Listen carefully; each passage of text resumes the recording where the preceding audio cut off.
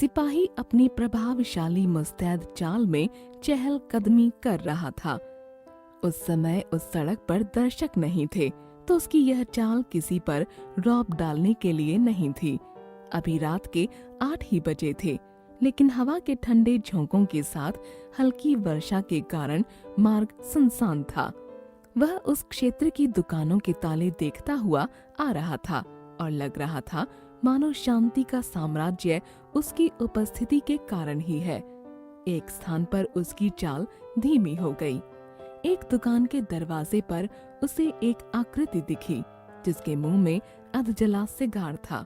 सिपाही उस ओर बढ़ा तो वह व्यक्ति बोला, कोई खास बात नहीं है, मैं एक मित्र की प्रतीक्षा कर रहा हूँ। 20 साल पहले यहाँ पर एक रेस्तरां था और एक मित्र से वादा किया था कि पूरे 20 साल बाद इसी स्थान पर हम लोग मिलेंगे।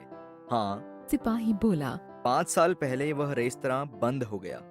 दुकान के दरवाजे पर आदमी ने अपना सिगार जलाया और प्रकाश में सिपाही ने देखा कि उस व्यक्ति का रंग गोरा था। चौकोर आकार के मुखड़े में आकर्षक तेज आंखें थीं और दाहिनी आंख के ऊपर चोट का निशान था। उसने गले में स्कार्फ पहन रखा था, जिस पर हीरे जड़ा एक पिन लगा था। वह व्यक्ति बोला, आज की रात 20 साल पूर्व मैं अपने परम मित्र जिमी के साथ रेस्तरां में खाना खा रहा था। हम दोनों यहीं न्यूयॉर्क में पैदा हुए और बड़े हुए। मैं तब 18 वर्ष का था और जिमी 20 का। दूसरे दिन सवेरे ही मैं न्यूयॉर्क छोड़कर दक्षिण में अपनी किस्मत आजमाने जाने वाला था। जिमी को भी बहुत कहा था, परंतु वह तो न्यूयॉर्क को दुनिया का दिल समझता था। सो उस रात हमने फैसला किया, 20 साल बाद इसी रात इसी समय हम यहीं मिलेंगे, चाहे हमें संसार के किसी भी कोने से क्यों ना आना पड़े। काफी रुचिकर लग रहा है यह सब सुनना, सिपाही ने कहा। लेकिन क्या इस बीच तुम दोनों में कोई पत्र व्यवहार नहीं हुआ? हाँ, कुछ दिनों तक तो हुआ, परंतु 1-2 वर्षों पश्चात हमें एक दूसरे के ठिकाने पता नहीं रहे। और उधर पश्चिमी अमेरिका में मैं भी एक स्थान पर अधिक देर नहीं रहा। लेकिन मुझे पूरा यकीन है कि यदि मेरा दोस्त जिमी आज जिंदा है तो मुझसे मिलने अवश्य आएगा और यह जानकर कितना खुश होगा कि मैं हजारों मील दूर से उससे मिलने आया हूँ।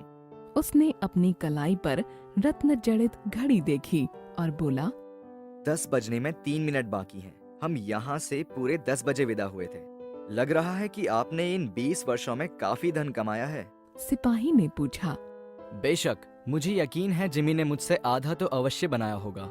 न्यूयॉर्क में जिमी जैसा व्यक्ति इससे अधिक क्या कर सका होगा। लेकिन उधर की ओर तो तेल व्यापारियों में काम करने के कारण हर आदमी की बुद्धि तेज हो जाती है। सिपाही अपनी छड़ी घुमाता हुआ चलने लगा और बोला, अच्छा, मैं चलता हूँ। आशा है आपका दोस्त आता होगा। क्या आप रुकोगे उसके लिए? सोचता हूँ आधा घंटा तो और रुकना चाहिए। अगर वह जीवित है तो अवश्य आएगा। अच्छा, शुभ रात्रि। कहते हुए सिपाही आगे की दुकानों के ताले देखता हुआ चला गया। वर्षा कुछ तेज हो गई थी, हवा भी कुछ अधिक तीखी थी। सो इक्का दुक्का आने जाने वाले अपने ओवरकोटों के कॉलर ऊपर उठाकर तेजी से घरों की ओर लपकने लगे थे। वह व्यक्ति वहीं द्वार की आड़ में खड़ा 20 मिनट तक अपना सिगार पीता रहा। तब एक लंबा तगड़ा व्यक्ति कॉलर ऊपर उठाए उसकी ओर आया और आते ही पूछा, क्या तुम बॉब हो? द्वार पर खड़ा व्यक्ति उछल पड़ा। अरे, तुम जिमी हो क्या?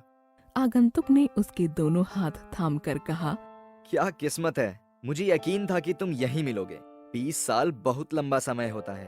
पुराना रेस्तरां तो समाप्त हो गया, वरना वहीं बैठकर खाना खाते। किस्मत ने कैसे खेल खिलाए हैं तुम्हें। और कैसे बीता तुम्हारा जीवन?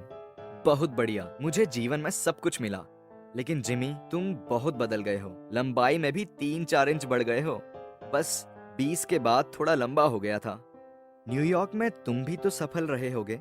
खास नहीं, बस नगर की सेवाओं में मेरा भी कुछ योगदान रहा। चलो किसी और जगह बैठकर गप मारते हैं।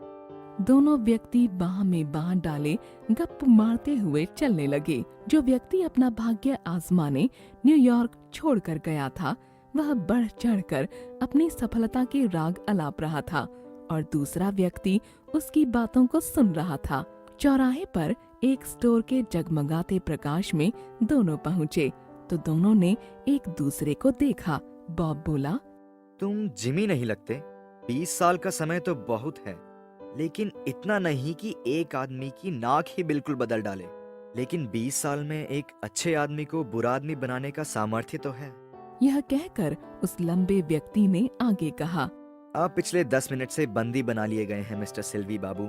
शिकागो से आपको पकड़ने के आदेश हमारे पास हैं। आप चुपचाप मेरे साथ चलें, इसी में आपकी भलाई है। हाँ, मेरे पास एक लिखा हुआ पर्चा है जो आपको देने के लिए मुझे कहा गया है। इसे आप यहीं प्रकाश में पढ़ सकते हैं। पर्चे पर 2-4 पंक्तियां लिखी हुई थीं और पर्चा समाप्त करने तक उसके हाथ कांप रहे थे। लिखा था, बॉब, मैं नियत समय पर उसी स्थान पर तुमसे मिलने आया था। जब तुमने अपना सिगार सुलगाया तो तुम्हारा चेहरा देखकर मुझे पता लग गया कि शिकागो से तुम्हें ही पकड़ने के लिए देश आए हुए हैं। इस कार्य को करने में मैंने स्वयं को असमर्थ पाया, सो यहाँ थाने आकर किसी अन्य व्यक्ति को यह कार्य करने भेज रहा हूँ।